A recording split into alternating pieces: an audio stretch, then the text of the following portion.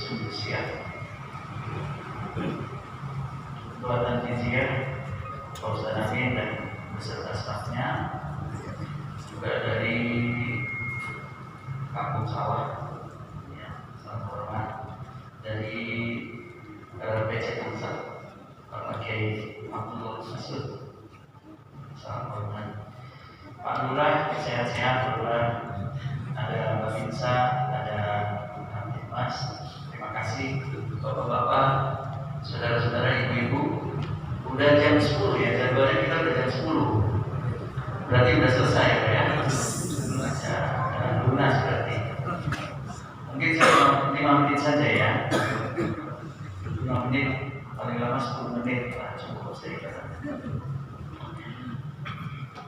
Senang sekali Bapak Ibu bisa hadir dalam syukuran satu abad NU yang tadi kita dengar tanggal 16 Rajab ya, 1444. Jadi hari Selasa nanti sebetulnya tanggal 7 Februari ya, hari Selasa kita menyelenggarakan di sini sekarang ini atas instruksi dari baik. Kita ingin berbagi sedikit tentang kenapa NU itu lahir. Ya. NU lahir itu waktu itu adalah menghadapi situasi dunia di mana ada konflik dan kemunduran Islam, terutama di Timur Tengah. Yang pertama. Jadi NU ingin menjawab tantangan krisis dunia saat itu supaya Islam tetap jalan. Tujuannya supaya Islam tetap jalan. Sebab ada agama yang bangkrut itu ada, yaitu Kristen di abad ke-10 sampai ke abad 14 itu disebut dengan the Dark Age. Zaman ke-8 itu bangkrut. Jadi NU inilah sebetulnya disadari atau tidak disadari yang membuat eksistensi Islam itu tetap ada di dunia. Karena sewaktu itu ada konflik antara umat Islam. Itu kondisi internasionalnya.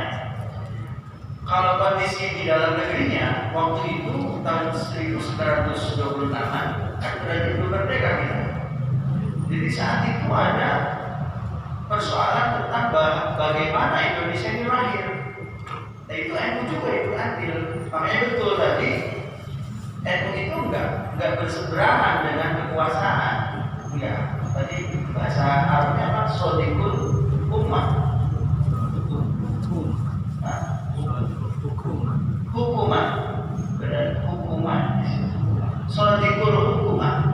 Menjadi sahabat maksudnya. Itu jadi namanya apa itu? Prinsip atau apa? Dalam NU. Prinsipnya itu berarti apa? Jadi dari awalnya itu NU memang sejak lahirnya negara ini tidak pernah berseberangan dengan penguasa. Jadi kalau ada agama yang nyinyir sama penguasa itu pasti bukan NU. Karena harus seiring sejalan dengan penguasa. Kalaupun ada ketidaksesuaian, itu ada caranya bagi NU. Ada rumusnya, ada tawassul, ada tasamu, ada tawassul. Jadi bahwa bagaimana dia harus mencari jalan tengah. Kalau jalan tengah nggak bisa, toleran, tasamu. Bisa juga tawassul, mempersimpangkan keseimbangan. Itulah sebetulnya perjuangan NU, sehingga eksistensi Islam di dunia tetap ada dan ikutlah melahirkan negara ini, negara Republik Indonesia. Supaya tidak, saya ada pesanan dari istri saya hadir di sini, jangan serius-serius ceramahnya, karena memang saya kalau ceramah biasanya serius gitu. susah. Beginilah satu contoh ya, bahwa pada waktu itu NU berperan untuk mendamaikan Islam di dunia. Saat itu Kiai Hasyim Asy'ari mutus Kiai Muhammad Nasrullah, karena di sana lagi terjadi perang, terutama antara Sunni dan Syiah. Belum lagi problem Mustafa Kemal Atatürk dari Turki yang sekuler. Itu kerjaannya banyak. Ini Islam bakal kayak gimana? Itu udah deg-degan Kiai Hasyim Asy'ari untuk ngurusin Islam. Kalau ini terjadi konflik, bubar agama. Diutus ke Kiai Rasulullah sana. Ternyata karena banyak terjadi pembantaian, banyak yang meninggal para ulama-ulama, baik dari Sunni maupun Syiah. Lalu pada mana nih orang-orang para ulama? Katanya pada Mesir, dicarilah Mesir. Kira-kira bisa duduk bareng nggak? Sehingga cerita setelah dicari pentolan ini mau diajak duduk bareng. Ini style NU ya Pak ya. Pada saat duduk bareng, Kiai Muhammad Nasrullah ngomong apa ya di depan orang yang lagi pada tegang. Yang sebelah kelompok ekstremis, saya nggak sebutin kelompok. Yang sebelah sini ada tradisional Sunni sama Syiah. Dia mikir caranya gimana. Dia ucapin salam, setelah salam dia cerita. Beliau cerita bahwa dulu waktu zaman Nabi Nuh, katanya Nabi Nuh itu kan pada saat manusia itu punah, kecuali kalau bisa selamat masuk kapal. Nah ini mungkin Kiai Wahab mengibaratkan di Islam kalau nggak damai bisa punah. Jadi harus naik kapal. Makanya dia cerita Nabi Nuh. Cerita Nabi Nuhnya bagaimana Pak? Semua binatang-binatang dimasukin, ya sepasang-sepasang, supaya nggak punah. Manusia yang beriman yang mau ikut monggo masuk bahtera. Yang bingung, kalau manusia bisa dibilangin jangan beranak, karena nanti bisa berapa tahun itu banjirnya, ya. Supaya kapal nggak bentuk, kata Kiai Muhammad Nasrullah, nggak tahu saya kitabnya masih juga nggak tahu, ini ikutin beliau aja saya yang ikutin beliau. Jadi itu binatang-binatang, bapak-bapak supaya perahunya nggak bentuk, kata Kiai Muhammad, cerita di depan orang yang lagi pada perang berantem itu kelaminnya itu dimasukin ke bank kelamin, maksudnya ada semacam lemari, jadi dipotongin. Diri bahasa kita kali ya, kelaminnya ditaruh supaya itu binatang-binatang tidak berkembang. Iya, kalau berkembang biak kan nanti penuh sama binatang itu. Perahu itu tambah serius tuh. Pada dengerin ceramahnya Kiai Wahab Nasrullah. Pas udah selesai, kata Kiai Wahab, sudah kering, lalu mendaratlah kapal di Gunung Judi, lalu masing-masing pada keluar, karena udah kepengen kan keluar, yang muda keluar, ya, gajah keluar, semua keluar, ya. Yang lain itu kan gede-gede, ya, keluarnya lewat pintunya harus ngantri kan untuk keluar itu. Nah, yang paling cepat itu keluar tuh semut, katanya. Semut itu kan kecil lah, ya, keluar. Nah, yang lain itu masih kepikiran ngambil kelamin. Nah, semut itu lupa ngambil kelamin karena buru-buru kali. Itu keluar dari kapal, terus pada saat udah di luar dia baru ingat nih, kelamin kita belum diambil. Akhirnya makanya semut itu kan suka pada apa? Pada saling gitu kan? Itu tuh sebetulnya kayak kata kelamin lu udah diambil belum? Gitu. Kelamin kamu udah diambil belum? Belum, ya udah balik lagi. Itu jamaah yang lagi konflik, tiba-tiba yang berseberangan itu kekek peluk-pelukan, katanya kok ada ya selut kehilangan kelamin sampai balik lagi. Dan itu gak ada lagi bagaimana menyelesaikan konflik, debat-debat agama, dalil-dalil, kelar dengan ketawa, selesai, nggak dibahas lagi tentang konflik. Dan akhirnya selesai itu masalah. Dan Islam tetap ada. Itu kepiawaian tokoh NU dulu namanya Kiai Wahab Nasrullah. Jadi bagaimana mengatasi masalah itu dengan ketawa. Jadi memang benar sih ciri NU harusnya ketawa. Jadi jangan terlalu serius. Makanya saya kalau di grup sama Pak Agus ya bikin joke terus gitu ya. Tadi masalahnya udah ribut duluan, ini zikirnya kebanyakan 100-100. Pak Ustadz juga tadi duduk. Ini bakal jam 12 malam Pak Ustadz baru kelar. Saya bilang diskon aja diskon. Jadi begitulah memang caranya NU. Yang terakhir untuk kasus Indonesia, ya pada waktu apa itu Hiroshima Nagasaki dibom tanggal 6 sampai 9 Agustus, Bung Karno lingkungan karena waktu itu dasar negara belum disepakati. Sedangkan kata anak-anak muda kan Bung Karno diculik kan karena Sdeko belum berkuasa itu. Pokoknya harus segera. Gimana segera?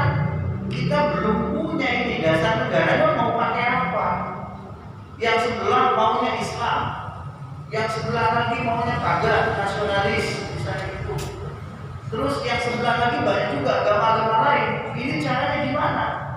Nah inilah rumusnya orang-orang NU ada konsep tawasul, harus mencari jalan tengah. Gak bisa betul, pokoknya Islam harus maju, harus gak bisa. Di NU gak ada kayak gitu. NU itu menerima keberagaman manusia. Ini susahnya jadi orang NU. Kita harus ngalahin jiwa kita sebagai muslim, tapi juga menerima keberagaman manusia. Siap nggak kayak gitu? Nah itulah ciri khasnya. Apa yang terjadi bapak-bapak? Kata Bung Karno, gini aja deh, sama anak-anak muda, diantaranya waktu itu Habib Hashim, anaknya Kiai Haji Syari ya. Kamu tuh kan punya orang tua, ngomonglah sama Kiai Haji Syari gimana caranya ini pada berantem baik untuk menentukan dasar negara. Kalau di Indonesia gak bakalan merdeka sampai kapanpun dijajah. Datang mereka ada beberapa orang ke Tembuirang, Kiai, saya diutus sama Bung Karno, ini gimana caranya? Ada apa? Ini yang sebelah pengennya agama, yang sebelah lagi nasionalis. Kalau agama dimunculin, nanti Maluku memisahkan diri, Batak memisahkan diri, gimana Pak ya? Oh, gitu. Kalau nggak salah waktu itu datang hari Rabu ke situ, tanggalnya saya lupa. Rabu ke rumah Kiai Haji Syari, Kiai asal jadi jauh ini, tunggu 3 hari lah di sini. Jadi malam Rabu datang ke situ, tunggu 3 hari, besoknya Rabu ya. Tunggu 3 hari, berarti Rabu, Kamis, Jumat. Ya, mau ngapain? Saya mau nganterin Quran. Berarti sehari 10 juz ya. Nah, terus ditambah lagi setiap malam itu Kiai Haji Syari sholat malam. Sholat malamnya nggak banyak, cuma 2 rakaat. Ya. Tapi nganterin Qurannya itu kagak nahan. Ya. Sehari 10 juz. Jadi tadi sebetulnya belum seberapa itu zikiran kayak gitu. Kalau kayak kita udah biasa kayak gitu masalahnya. Zikiran kayak gitu udah biasa. Ya. Nah, kayak Pak Syari akhirnya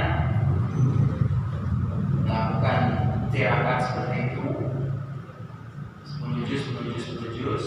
Sholat malamnya 2 rakaat. Rakaat pertama baca surah Al-Fatihah. Al-Fatihah kan saya kagak hafal ya. Al-Fatihah 41 kali. Kepol itu bacanya. Rakaat kedua baca Al-Kahfi 41 kali juga. Berkaji. Tapi baca suratnya 41 kali masing-masing.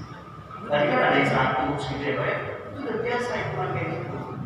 Gak usah nanya lagi ya. 41 kali 41. Nanti di akhir ada doa di ujung surah Al-Kahfi itu 41 kali juga doanya. Gitu caranya. Apa ngomong dia? hari Jumat pagi aku udah dapat jawaban sampai ke Bung Karno itu menjalankan syariat Islam itu harus itu tuh atas restu dia si masyarakat, bukan ditikung sama Bung Karno, bukan. Jadi udah cukup ketuhanan yang Maha Esa. Menjalankan syariat Islam dalam dosa, karena itu bikin ribet, karena berarti itu menjadi rendah nilai Allah itu, karena menjadi kecil, gak menjadi besar. Jadi biarkan Allah itu menjadi besar, ketuhanan yang Maha Esa. Qul huwallahu ahad, cukup, gak usah ada syariatnya. Kalau ada syariat nanti macam-macam aliran masuk di situ, repot nantinya. Udah harus saja. Sebegitu legowonya hati Kiai Haji Hasyim sampai nama Bung Karno, dia ngelobi Ketua Muhammadiyah tanda tangan, Persis Hasan tanda tangan, Kiai Haji Hasyim tanda tangan, ajuin ke Presiden Soekarno, Presiden Soekarno, ayo mau kartu Sugiharto di Jawa Barat mau macam-macam, backingnya di belakang para tenang. Jadi memang harus begitu, harus menjadi pelayan dan juga menjadi mitra bagi penguasa. Dari dulunya sudah begitu, ya. Itulah perannya di negara Indonesia. Itu yang ikut melahirkan Indonesia. Nah, PR yang kita ke depan sekarang. Ini wasiatnya Kiai Maimun Zubair almarhum di Dharma Wangsa, di Hotel Dharma Wangsa sebelum meninggal. Sebelum take off naik pesawat, itu Kiai Maimun Zubair bilang bahwa ada kemungkinan Islam akan menjadi kekuatan besar di dunia di Indonesia. Beliau mentafsirkan surah Al-Fatih ayat terakhir. Nanti baca di rumah, kelamaan kalau dibaca. Ya. Surah Al-Fatih ayat terakhir. Beliau menggunakan tafsir dari seorang ulama dari Suriah, namanya Ramadan Al-Buti. Ya. Tafsir beliau, lalu menyampaikan pesan itu kepada generasi muda tentang sikap umat Islam ke depan. Kan ini buat kita, karena sebentar lagi bakal ramai nih 2024. Hati-hati. Itu apa keputusannya? Kata Kiai Maimun Zubair sama tokoh-tokoh politik. Kamu ya, yang di PDIP tetap di PDIP, yang di partai lain tetap, yang di Islam biar gue aja. Udah saya, yang lain biar gimana? Karena berdasarkan isyarat surah Al-Fatih ayat terakhir bahwa majunya Islam di Indonesia itu harus menerima keberagaman umat. Itu mau nggak mau. Karena bentukan Islam di Indonesia di akhir zaman itu berdasarkan isyarat ayat terakhir dari surah Al-Fatih. Itu di situ adalah tanahnya subur dan terjadi berbagai macam agama. Disitulah mestinya bukan hanya menjadi teman buat siapa berikuasa, tapi menjadi sahabat bagi semua manusia. Itu pesannya Kiai Maimun sebelum wafat. Padahal selama ini saya tahu Kiai Maimun itu selalu berseberangan dengan Gus Dur, tapi nyatanya menjelang wafat ilmunya dari Gus Dur juga yang dipakai. Bahwa bagaimana kita ini semua harus punya kekayaan batin di dalam melayani umat manusia, bukan umat saja, umat manusia. Siapa yang harus menjadi tawasul, menjadi pengamat, tasamu, toleran, dan tawasul harus seimbang.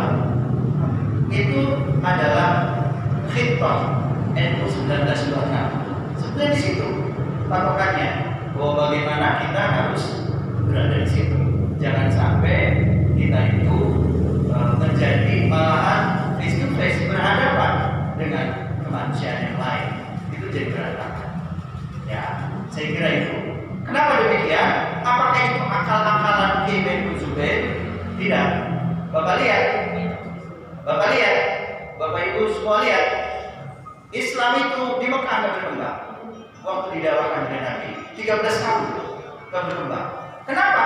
Karena di Mekah itu adalah sifat manusianya satu, berhala. Tapi Islam itu berkembang di Madinah meskipun cuma 10 tahun. Kenapa? Karena masyarakatnya beragam. Jadi karakter Islam itu akan maju di tanah yang di situ beragam. Dan di dunia ini yang paling beragam cuma Indonesia, Timur Timur. Jadi kemajuan Islam berikutnya nanti akan ada di tanah air kita ini. Memang benalunya sekarang banyak yang ingin menonjolkan agama lebih keren, itu banyak sekarang. Nah, disinilah teman-teman NU dari ranting sampai pusat mestinya memiliki semangat yang sama untuk menyuarakan keseimbangan dalam kehidupan ini. Saya kira itu saja yang saya sampaikan. Mohon maaf. Terima kasih. Wassalamualaikum warahmatullahi wabarakatuh.